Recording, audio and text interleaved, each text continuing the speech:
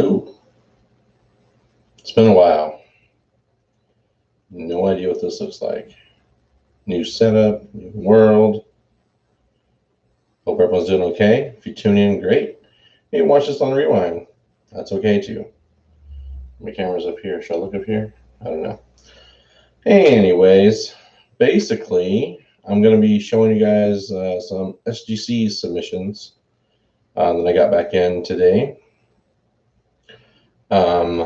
Pretty quick, by the way, pretty quick turnaround. So hopefully everyone can hear me. I don't know. This is a brand new setup, first time trying it. So if you're watching and you can hear me, say something in the chat. If you can't hear me, say something in the chat too that you can't hear me, so I know. Never used this camera either, so that's kind of interesting.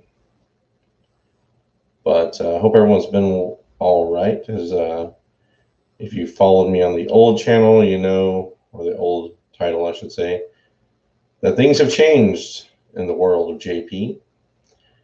And yeah, I'm curious to see what the video quality looks like from this camera.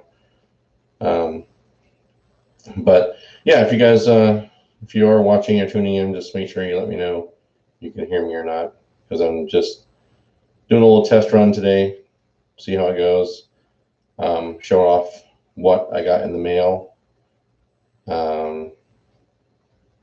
Yeah, you can kind of see my little workshop behind me.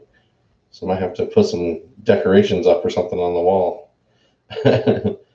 But anyway, so today I submitted some stuff to CGC back in, I don't know, April? Sometime in April. Got the invoice here. If you guys aren't familiar, April 15th I submitted this. So if you guys aren't familiar with SGC, they're based out of Florida. They're a third-party grading service like PSA or Beckett. I've never submitted cards to get graded before, so they were open during COVID, and I kind of did some research on them and saw that they're pretty reputable, so I wanted to give them a shot. Their fees were lower, their turnaround time was faster, and they're pretty well established in the vintage grading. So I thought I'd give it a shot and see. So I took 10 cards that I thought would grade out to gem mint. Again, it's subjective, of course, grading, but you know, I've part of it was a test to kind of see how my grading is, you know, versus a professional would be, because I was kind of curious how that would look or how that would work. You know, when you pick up a raw card, you know, we'll just use Bobichette here as an example, because I got all these. You guys can't see my desk, but it's just covered in cards. But anyway, so let's take Bobichette here, right? This is one card that I plan to submit in my next submission. And, you know, I was holding off on the second submission until I, for sure that I'm confident enough in my raw grading abilities before I start paying and submitting to a third party. So this was kind of a test for myself just to see where I was at. So I sent in 10 cards. I think it came to like $135 after shipping, and I think it's $10 a card to get graded. So yeah, I sent in basketball, baseball, and one soccer card, just to see. I just trying different variety of things. You know, like I said, it's all a test run for me. So I'll start back with what I found to be one of the more one of the interesting things about SGC to me was they kind of, on their website, you log in, it shows you step by step where they're at with grading your items. So it shows that they've been received, and it shows when they're grading them, and it shows when they ship them back to you. One of the things I thought was kind of cool, they also scan and send you scanned pictures when your cards are graded, so you can find out before you get them back what the grades are. And they also put it on the invoice as well. But anyways, right off the bat, I found something really interesting happened to me, and I'll start with that card. So I submitted the Joao Felix 2018 Topps Chrome Champions League rookie card of this guy right here. So it came back a Gem Mint 10, right? Pretty happy with that overall. I'm not going to complain. That's, you know, kind of what I was hoping it would get for sure, based on, like I said, my guess, my assumption looking at the raw card. But the photo they scanned to me was a gold label pristine copy, which, as you guys can see up here, black label. This was all gold in the picture. And, you know, I open it up when it gets here today, and I'm like, oh, okay, not a gold. Now, the invoice said Gem Mint 10, didn't say pristine. So I emailed their customer service just because I was curious, like, after doing a little research on my own end, you know, the serial number for the card up here was the same on both pictures, or on here, as it was on the pristine. So, you know, me being the first time I've ever submitted something for grading, I was kind of thinking, how can that happen? So I sent that question to customer service, and his response, and he came back almost immediately. He was familiar with that card in particular because he actually had to be a deciding factor. And basically what it was is someone had made a mistake, and they scanned, the first grader graded the card as pristine, but then I guess they have like a proofer, and then they have like a final grade. Well, the final grader said it wasn't pristine, it was Gem Mint. Excuse me. So that being said, I mean, I was fine with that. I wasn't looking for anything. They did give me a little kickback for the confusion, which, again, I wasn't asking for anything, and I feel like Peter went above and beyond what I was expecting for sure.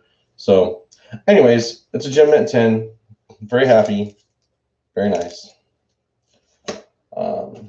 So the next card that come out of this thing was the 2018 Topps Update number 200 Gleyber Torres. This also came back a Gem Mint 10, which I really expected it to. Again, this is just, you know, me not knowing them. That was my expectation of my own grading. So I actually submitted 2 of those, and they both came back Gem Mint 10. So needless to say, I'm happy with those. One card that I was kind of surprised, 2018 Topps Rafael Devers, number 18. This one came back a 9 mint. Now, I've looked it over. I don't really see, because unfortunately you don't get details as to why it grades what it grades, if there's anything wrong. I don't see, possibly the bottom left corner. I might have missed that. You can see it on camera. That's the only thing I can see that would detract from a 9, or to make it a 9 versus a 10. But regardless, you know, again, this was all a test run for me. I know going forward what to do. I submitted another Rafael Devers. I sent 2 of those, and the other one did gem out at a 10. You can see. So in comparison, there is a left corner issue with this one. So, you know, just an oversight on my part whenever I submitted it. And then I sent in the Rafael Devers 2018 Topps Chrome, number 25. This one was also a Gem Mint 10. So very happy with that. Then let's see, I've got a run here of basketball. This is the 2007-2008 Topps Kevin Durant black border. It was a gem, or not a gem, it was a 9. So a little disappointed with that. But after I kind of looked at it, now that's in this holder, and I really do love their holders. If you guys aren't, I love the black border. It makes certain things really pop. Just me. So again, on the back here, there's a little tiny white speck on that corner. So I assume that's what got it down to a 9. Oh my goodness, excuse me, guys. So that would be that. You know, it's no big deal. Next up, you got the 2007-2008 Topps Kevin Durant rookie. This is the 1957-1958 variation. And this came out as a Gem Mint 10. The centering I thought was amazing on this one. And, you know, all in all, if you guys, want to know, I mean, I'm all about transparency. I have little to nothing invested in these cards. So they'll all be up in my eBay store. If you guys follow me on Instagram, or I just started a podcast, I'm going to be all about transparency and just being honest and sharing, what I come across and what I paid. If you want to know, I'll tell you. So, yeah. It's kind of, I guess, what got me into cards was, for those who follow this channel for a while know that I used to be all about comic books and, all that kind of stuff. But back in February, my girlfriend, with her support, amazing support, and she is encouraging me to find a hobby, get back into something, do more shows. So I was like, man, what really, what was awesome about my childhood was card collecting. I used to have baseball cards and basketball, of course. The 90s basketball was huge for me. So anyways, with her encouragement, I decided to start collecting / selling sports cards. I decided to do a podcast, and I still do some videos here, not real often, but I'm looking to change that as well. So, just trying to get back in the flow of things and doing things. But anyways, so I picked up, we spent a little bit on a collection from a guy in Kansas that I met on a Facebook group, and purchased his collection. And once I broke it all down and everything, did pretty well with that. Then I found some local collections, bought this basketball collection. A guy had 52 Michael Jordan cards and a handful of rookies. It was like $125 for everything. And that included the Durants, like I said, 52 Jordan cards, which I've already sold. It had some Dwayne Wade rookie cards, which I've already sold. And then this is the second Durant black border that I submitted. It also came back a 9. And I don't see the same corner issue with this one as on the other 9, so not 100% sure why it got a 9. But I mean, because I really thought this would get a 10, honestly, because there's no chipping on the black border, which is kind of notorious for black borders. So I really don't know how it's not a 10, but it is what it is. And then the last card of that lot that I bought, that came in that lot, I was going to sell this raw originally, and then I took it down because I was like, you know what, if it gems out, it's going to be a pretty valuable card. For my comparison, what I compare. So submitted this card, and it came back a 9.5 Mint Plus. There's a Kobe Bryant 2003-2004 Topps Chrome, and the only thing that kept this from being a 10, and I didn't know this when I submitted it, was the centering on the back. Look at that, just a tick off left to right. Otherwise, this would be a Gem Mint 10, maybe even pristine. I don't know, but the front centering is amazing, just a little bit off on the back. So you live and learn. And I mean, all in all, I'm very happy. 6 out of the 10 cards were Gem Mint 10s. And, I can't complain about that. So that's my first submission to SGC. There will be more down the road. I have a whole stack of 2018 Topps baseball rookies that are going to be going, from Jack Flaherty, Walker Buehler. I got about 10 more Devers to send. I got some Lucas to send in. So yeah, I'll be sending some stuff to get graded. I definitely, their customer service was awesome. How fast he responded to my question was pretty impressive. But this is kind of where I'm at with the hobby. We're doing pretty well with the eBay store. Soccer has been amazing this year for us. Baseball, of course, getting ready to come back. Basketball coming back.